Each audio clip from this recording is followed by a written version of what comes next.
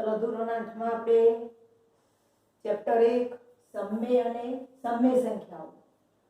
હવે આપણે આગળ યાદ રાખો પોઈન્ટ પણ જોયા હતા.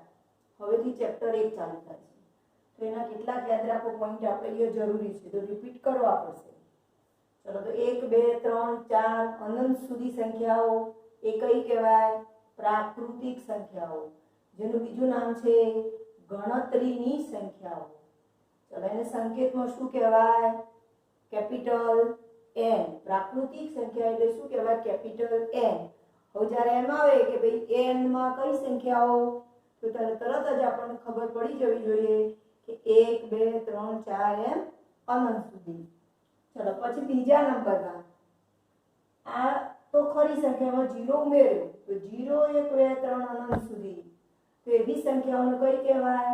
પૂર્ણ સંખ્યાઓ કહેવામાં આવે છે, જે આગળ આપણે રિપીટ કર્યું છે, જેને સંકેતમાં કહેવામાં આવે છે W. તો પૂર્ણ સંખ્યાઓ, તો પૂર્ણ સંખ્યામાં કોણ કોણ આવશે? 0 1 2 3. ચલો એવી રીતે હવે અહીંયા જો -2 -1 0 1 2 એમ અનંત સુધી, આ બાજુ પણ અનંત સુધી, તો આવી બધી સંખ્યાને શું કહેવામાં આવે છે? પૂર્ણાંક સંખ્યા. તો આને આપણે શબ્દોમાં લખવું હોય તો શબ્દોમાં પણ લખી શકાય. શબ્દોમાં શું લખાશે? તો જો આને કેવા પૂર્ણાંક કહેવાય? તો છે ઋણ છે કે ધન? તો ઋણ પૂર્ણાંક. પછી કોણ? 0 0 એટલે 0. ચલો આને કેવા પૂર્ણાંકો કહેવાય? ધન પૂર્ણાંકો. બે રીતે આપણે સમજી શકીએ, આ રીતે પણ સમજી શકાય અને આ રીતે પણ સમજી શકાય. ઋણ પૂર્ણાંક 0 અને ધન પૂર્ણાંક એટલે કઈ સંખ્યાઓ કહેવાય? જેને આપણે કહીએ છીએ પૂર્ણાંક સંખ્યા. અને પૂર્ણાંક સંખ્યાનો સંકેત કયો થાય? Capital Z.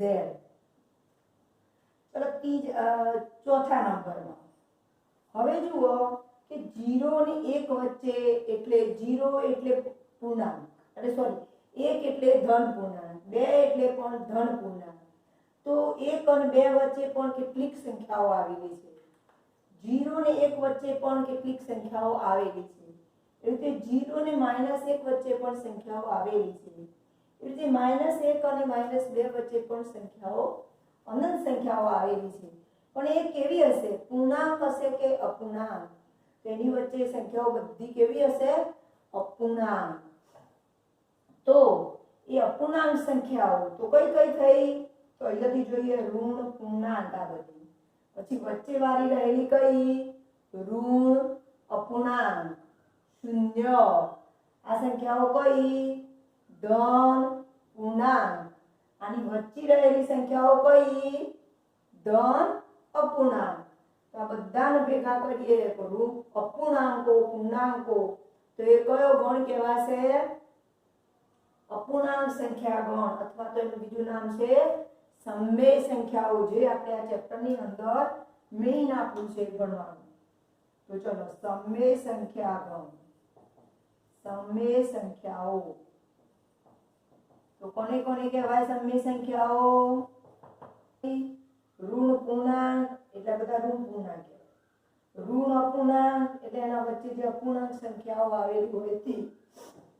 અપૂર્ણાંક સંખ્યાઓ એટલે કઈ?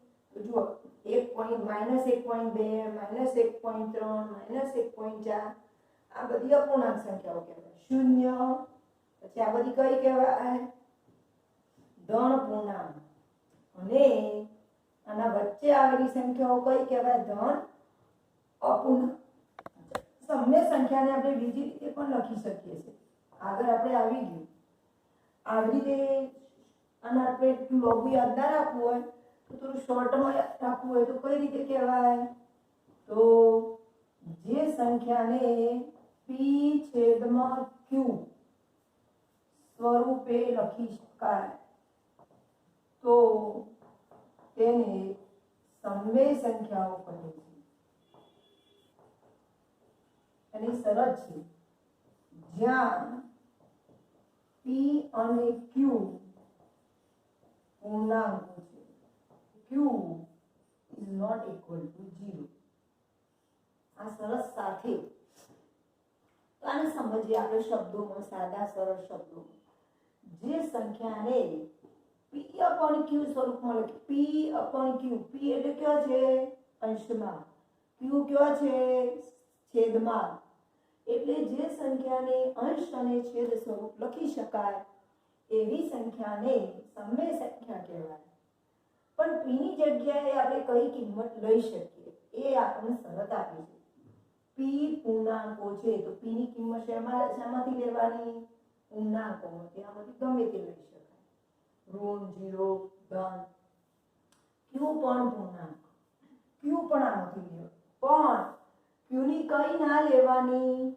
0 નહીં લેવાની. બસ આટલી કન્ડિશન. આના આપણે ઉદાહરણ જોઈએ. ઉદાહરણ તમે જાતે પણ લખી શકો, અંશ અને છેદ 2/3 થઈ ગયું. તો જો આ પણ કઈ, આનો અંશ અને આ છેદ છે એટલા માટે આ શું કહેવાય? અપૂર્ણાંક, અથવા તો બીજું નામ કયું થયું? સમય સંખ્યાઓ. p upon q સ્વરૂપમાં થઈ. -7/3 આ પણ કેવી થઈ? ઋણ અપૂર્ણાંક. આ ધન અપૂર્ણાંક. -8/11 કેવી થઈ? ઋણ અપૂર્ણાંક. -1001/75 એ પણ કઈ થઈ? ઋણ અપૂર્ણાંક. 0/7 એ પણ કઈ થઈ? ઋણ એ કઈ થઈ? અપૂર્ણાંક. હવે અહીંયા વિચારો તમે, આપણે 0 ક્યાં નહીં લેવાનું કહ્યું છે? તો p ના જગ્યાએ તો લઈ શકાય, પરંતુ અહીંયા લખ્યું છે q is not equal to 0. q ની કિંમત 0 લઈ શકાશે નહીં. q એટલે છેદમાં, પણ આપણે લઈએ તો શું થશે? હવે આની કિંમત ખબર છે, 0/7 એટલે આપણે કેટલા લખીએ છે? 0. ચલો પછી આપણે લઈએ 8/0. તો 8 એ p કહેવાય અને 0 એ શું કહેવાય? q. આપણને શા માટે એવું કહ્યું છે કે q ની કિંમત 0 લેવાની નહીં? તો એના માટે જુઓ કે 8/0 એટલે આની કિંમત હજુ સુધી કોઈ ગણિતશાસ્ત્રીઓ નક્કી કરી ચૂક્યા નથી. અહીંયા તો આપણે 0 લખી શકીએ છીએ, અહીંયા 0 લખાય નહીં, 1 પણ લખાય નહીં. હજી સુધી આની કિંમત કોઈ નક્કી નથી થઈ, એટલા માટે આ અવ્યાખ્યાયિત છે. હજી કોઈ આની કિંમત ચોક્કસ થઈ નથી, એટલા માટે હવે આપણને કારણ ખબર પડી કે ભાઈ શા માટે 0 નહીં લેવાના? તો એનું કારણ આ. દાખલા તરીકે બીજું લઈએ આપણે 11/0. આના વિશે આપણે કશું લખી શકીશું નહીં, એટલા માટે આ પણ અનિશ્ચિત સંખ્યા છે, કોઈ ફિક્સ અવ્યાખ્યાયિત કહેવાય જેનું. તો જે અવ્યાખ્યાયિત છે એટલા માટે આ પણ લઈ શકાશે નહીં. ચલો હવે આપણે ગુણધર્મો જોવાના છે દરેક સંખ્યાઓના. તો એના પહેલા આપણે કેટલા હું તમને પ્રશ્નો પૂછી લઉં. ટોટલ આપણે કેટલી સંખ્યાઓ, કેટલા પ્રકારની સંખ્યાઓ લીધી યાદ કરો તો? પહેલી કઈ? પ્રાકૃતિક સંખ્યા. એમાં કે કયા કયા આવશે? 1, 2, 3. આ પણ બધું મોઢે યાદ રહી જવું જોઈએ. નંબર 2 કઈ લીધી? પૂર્ણ સંખ્યા. એમાં કઈ સંખ્યાઓ આવશે? 0, 1, 2, 3 અનંત સુધી. ત્રીજા નંબરમાં કઈ સંખ્યાઓનો ગણ લીધો? પૂર્ણાંક સંખ્યા. પૂર્ણાંક સંખ્યામાં કયો સંકેત? z. એમાં કઈ સંખ્યાઓ? ઋણ પૂર્ણાંક, ઋણ પૂર્ણાંક, શૂન્ય અને ધન પૂર્ણાંક. નંબર 4 માં કયો લીધું? સમય. સમય સંખ્યાઓ એટલે જેમાં p/q સ્વરૂપ લખી શકાય તે, એટલે કે જેને અંશ અને છેદ લખી શકાય તે બધી સમય સંખ્યાઓ અથવા તો અપૂર્ણાંક કહેવાય. ચલો હું તમને પ્રશ્ન પૂછું કેટલાક. સૌથી નાનામાં નાની પૂર્ણ સંખ્યા કઈ? સૌથી નાનામાં નાની પૂર્ણ સંખ્યા કઈ આવશે? બોલો તો. પૂર્ણ સંખ્યામાં જોવાનું. કોણ આવશે? 0. સૌથી નાનામાં નાની પ્રાકૃતિક સંખ્યા બોલો કઈ છે? સમજ પડી ગઈ હોય તમને? 1. એવી જ રીતે હવે પૂર્ણાંક સંખ્યાઓમાં તો સૌથી નાની કઈ, તો એ આપણે એમાં પછી બે પ્રકાર આપે કે ભાઈ ધન પૂર્ણાંકમાં નાનામાં નાની સંખ્યા કઈ, 0 કે 1. ધન પૂર્ણાંક એટલે 1 થી ચાલુ થાય એટલે 1. ઋણ પૂર્ણાંકમાં સૌથી મોટામાં મોટી સંખ્યા કઈ, વિચાર કરો. ઋણ પૂર્ણાંકમાં -1, પછી એના પછી બાકીની બધી સંખ્યાઓ કેવી થતી જશે, નાની નાની થતી જશે. તો હવે આપણને મોઢે આ સંખ્યાઓ વિશે ખ્યાલ આવી ગયો. હવે આપણે ગુણધર્મો જોવાના છે. તેમાં અલગ અલગ પ્રકારના ગુણધર્મો આવે છે. એમાં પહેલો ગુણધર્મ છે સમૃદ્ધતાનો ગુણધર્મ. હવે આપણે સમૃદ્ધતાનો ગુણધર્મ દરેક ગણ માટે પહેલા જોઈ લઈએ. કયા કયા ગણ થયા વિચારો. પ્રાકૃતિક સંખ્યા ગણ, પૂર્ણ સંખ્યા ગણ, પૂર્ણાંક સંખ્યા ગણ અને અપૂર્ણાંક સંખ્યા ગણ. ચાર ગણ માટે સમૃદ્ધતાનો નિયમ જોઈએ. હવે સમૃદ્ધતાનો નિયમ જોવા માટે પ્રાકૃતિક સંખ્યાઓમાં ક્રિયાઓ કેટલી થાય છે, ગુણાકાર, ભાગાકાર, સરવાળો, બાદબાકી, તો બધામાં ચેક કરવું પડશે. તો આપણે ઉદાહરણ સાથે સમજીએ. નંબર 1 લઈએ આપણે. સરવાળા માટે સમજી પછી આપણે વાક્ય લખવાનું છે. ચલો આ કઈ સંખ્યાઓ છે, પ્રાકૃતિક.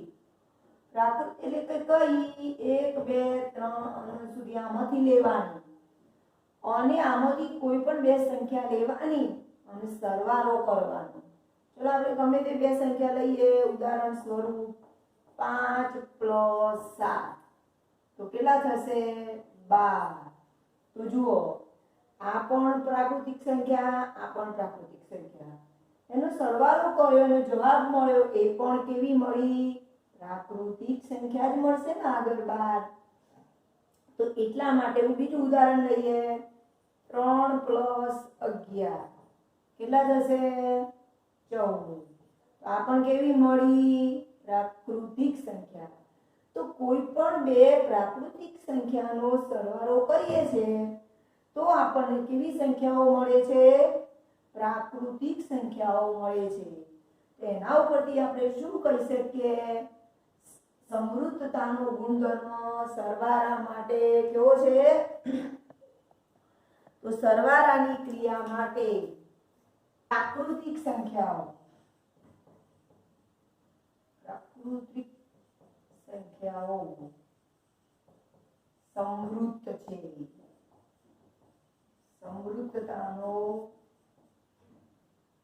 સમૃદ્ધતાના ગુણધર્મોનું પાલન કરે છે. કઈ ક્રિયા, સરવાળાની ક્રિયા. ચલો એ જ રીતે પછી ત્રીજો પોઈન્ટ લઈએ આપણે, બાદબાકી. બાદબાકી માટે તમે વિચારો કે અથવા તમે શોર્ટમાં લખાય, સરવાળાની ક્રિયા માટે પ્રાકૃતિક સંખ્યાઓ સમૃદ્ધ છે.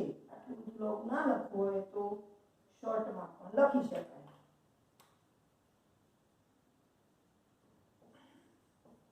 ક્રિયા માટે પ્રાકૃતિક સંખ્યાઓ સમૃદ્ધ છે. ચલો બાદબાકીમાં ચેક કરો. તો ઉદાહરણ કરીએ એટલે તરત આપણને ખ્યાલ આવી જશે. 3 11 - 7 કેટલા થશે, બોલો. 11 - 7 કેટલા થશે, 4. તો આ પણ કેવી સંખ્યા થઈ, પ્રાકૃતિક સંખ્યા. પણ માઈનસ એટલે એકચ્યુઅલી આ. હવે આપણે જોઈએ 3 - 10 બોલો કેટલા થશે, -7. તો -7 પ્રાકૃતિક સંખ્યા છે ના. તો શું લખી શકીશું, આ જ રીતે બાદબાકીની ક્રિયા માટે પ્રાકૃતિક સંખ્યાઓ સમૃદ્ધ નથી. બાદબાકીની ક્રિયા માટે પ્રાકૃતિક સંખ્યાઓ સમૃદ્ધ નથી. બરોબર યાદ રાખજો. ચલો ત્રીજી ક્રિયા જોઈએ આપણે. બાદબાકી પછી ગુણાકાર. ઉદાહરણ પરથી જ બધું લખીએ છે. ઉદાહરણ લઈએ આપણે. ગમે તે કોઈ બી સંખ્યા લો. 100 × 5 કેટલા થશે? આ પણ પ્રાકૃતિક, આ પણ પ્રાકૃતિક એટલે 500. 500 પણ કેવી થઈ? પ્રાકૃતિક. 7 × 11 કેટલા થશે? 11 × 7 77 એ પણ પ્રાકૃતિક. ગમે તે લેશો પણ આ બધી સંખ્યાઓ પણ પ્રાકૃતિક મળશે. તો એ જ રીતે શું લખી શકીશું આપણે? ગુણાકારની ક્રિયા માટે શું લખી શકીશું? ગુણાકારની ક્રિયા માટે પ્રાકૃતિક સંખ્યાઓ સમૃદ્ધ છે. ચલો ત્રીજો ગુણ, ચોથો ગુણધર્મ. હવે કઈ ક્રિયા લઈશું? ભાગાકાર. ગુણાકાર દરેક માંથી લેવાની છે. ભાગાકાર, સરવાળો અને બાદબાકી. ચલો ભાગાકારમાં લઈએ. ઉદાહરણ લઈએ એટલે આપણને ખ્યાલ આવી જશે. ચલો 10/2 અથવા તો આ રીતે પણ લખી શકાય. 10/2 અને આપણે સાદી રીતે લખવું તો કેવી રીતે લખાય? 10/2 તો 10 એ કેટલા આવશે? 5. એટલે એ જવાબ મળ્યો 5. એટલે ભાગાકાર વિશે સમૃદ્ધ છે. પરંતુ હવે આપણે બીજું ઉદાહરણ લઈએ. આનું ઉલટું ઉદાહરણ લઈએ તો, અથવા તો 7/35 એટલે કે 7/35. 7 અહીંયા 1, 7 કેટલા આવશે? 5. કઈ સંખ્યા મળી? 1/5. હવે બોલો તમે, આમાં તો સમૃદ્ધ છે, આમાં સમૃદ્ધ છે ના. કેમ? 1/5 પ્રાકૃતિક સંખ્યા નથી. તો અહીંયા શું બધા માટે થવું જોઈએ? બધા માટે સમૃદ્ધ થવું જોઈએ. કોઈ પણ ઉદાહરણ માટે અહીંયા તમે કોઈ પણ ઉદાહરણ લો તો બધા માટે અહીંયા પ્રાકૃતિક સંખ્યા જ મળશે. તો શું લખીશું આપણે? એવી રીતે અહીંયા ભાગાકારની ક્રિયા માટે પ્રાકૃતિક સંખ્યા સમૃદ્ધ છે કે નહીં? સમૃદ્ધ નથી. તો અહીંયા આપણે પૂર્ણ સંખ્યાઓમાં, પ્રાકૃતિક સંખ્યાઓમાં ફક્ત બે ક્રિયાઓ માટે સમૃદ્ધ બને છે. કઈ બે ક્રિયાઓ? સરવાળાની અને ગુણાકારની. ભાગાકાર અને બાદબાકીમાં સમૃદ્ધ છે નહીં. ચલો એ જ રીતે આપણે અહીંયા પ્રાકૃતિક સંખ્યાઓ છે એની જગ્યાએ હવે શું લઈએ? આ બધું તમે લખી દેજો પાકા ચોપડામાં, એટલે સારી રીતે સમજ પડે તમને. ચોપડીમાં જોશો તો બહુ જલ્દી ખ્યાલ આવશે નહીં. ચલો હવે અહીંયા પ્રાકૃતિક સંખ્યા છે તેની જગ્યાએ આપણે શું લઈશું? ગુણધર્મ છે આ જ છે, સમૃદ્ધતાનું. આ જ રીતે કરવાનું. અને અહીંયા પ્રાકૃતિકની જગ્યાએ કઈ લઈશું? પૂર્ણ સંખ્યાઓ. પૂર્ણમાં અહીંયા કોણ ફેરફાર થઈ જશે? પૂર્ણમાં અહીંયા શું થઈ જશે? ખાલી એક 0 વધી જશે. ચેક કરીએ આપણે. એમ હોય આ 0 ને આપણે એડ કરીએ. ચલો 5 + 7 એ 5 પૂર્ણ છે, 7 પૂર્ણ છે, એટલે 12 પણ પૂર્ણ થવાની. ચલો અહીંયા આપણે 0 લખીએ. 0 + 11 કેટલા થાય? 11 કેટલા મળે? ગમે તે લો તમે. 0 + 101 કેટલા થશે? 101. તો કોઈ પણ બે પૂર્ણ સંખ્યાનો સરવાળો કરતા કેવી સંખ્યાઓ મળે છે? પૂર્ણ સંખ્યાઓ જ મળે છે. માટે સરવાળાની ક્રિયા માટે અહીંયા શું લખીશું આપણે? પ્રાકૃતિક જગ્યાએ પૂર્ણ સંખ્યાઓ સમૃદ્ધ છે. ચલો એવી રીતે બાદબાકીમાં જોઈએ. ખાલી વધારાનો 0 છે તો 0 પણ અહીંયા આપણે મૂકવું હોય તો મૂકી શકીએ. ચલો હું અહીંયા લખું 0, અહીંયા 0 લખું. આ ઉદાહરણ તો એના એ રાખો, બીજું મૂકો, ગમે તે કરો, નો પ્રોબ્લેમ. ચલો 0 માઇનસ 10 કેટલા થશે બોલો? -10 થાય. તો -10 પૂર્ણ સંખ્યા છે નથી. એટલા માટે બાદબાકીની ક્રિયા માટે કઈ સંખ્યા? પૂર્ણ સંખ્યા. પૂર્ણ સંખ્યાઓ સમૃદ્ધ નથી. પેલા પ્રાકૃતિકની જેમ જ. તો એવી રીતે ગુણાકાર માટે એલો તમે આ તો ભલે ઉદાહરણ રહ્યું, આ પૂર્ણ છે, આ પૂર્ણ છે, આ પૂર્ણ છે. આપણે 0 ને એક વધારાનું એડ કરીએ. 7 ગુણ્યા 0 કેટલા થશે? 0. બોલો 7 પૂર્ણ સંખ્યા, 0 પણ પૂર્ણ સંખ્યા. એ બંનેનો ગુણાકાર પણ કેવો મળે છે? પૂર્ણ સંખ્યા. માટે ગુણાકારની ક્રિયા માટે પૂર્ણ સંખ્યાઓ કેવી છે? સમૃદ્ધ છે. ભાગાકાર આપણે અહીંયા કોઈ ઉદાહરણ લઈએ, 0 વાળું વધારાનું એડ કરીએ. બાકી બધા તો છે જ આપણી જોડે. 0 ભાગ્યા 7 0/7 કેટલા થયા? 0. તો આમાં પૂર્ણ સંખ્યા છે પણ આમાં પૂર્ણ આવતી નથી. એટલા માટે ભાગાકારની ક્રિયા પણ પૂર્ણ સંખ્યા માટે સમૃદ્ધ નથી. ચલો તો સમૃદ્ધતાનો ગુણધર્મ બે સંખ્યાઓનો જોયો. કઈ બે સંખ્યાઓનો? પ્રાકૃતિક સંખ્યાઓનો અને પૂર્ણ સંખ્યાઓનો. તો પ્રાકૃતિક સંખ્યાઓમાં પૂર્ણ સંખ્યામાં સેમ ગુણધર્મો છે. સરવાળો અને ગુણાકાર માટે સમૃદ્ધ છે બંનેમાં, અને બંનેમાં બાદબાકી અને ભાગાકાર માટે સમૃદ્ધ નથી. ચલો હવે ત્રીજો કયો જોઈએ આપણે?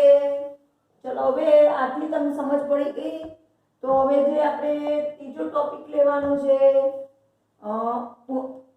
પૂર્ણાંક સંખ્યાઓનો. તો પૂર્ણાંક સંખ્યાઓનો આ ટોપિક આપણે આવતા લેક્ચરમાં લઈશું.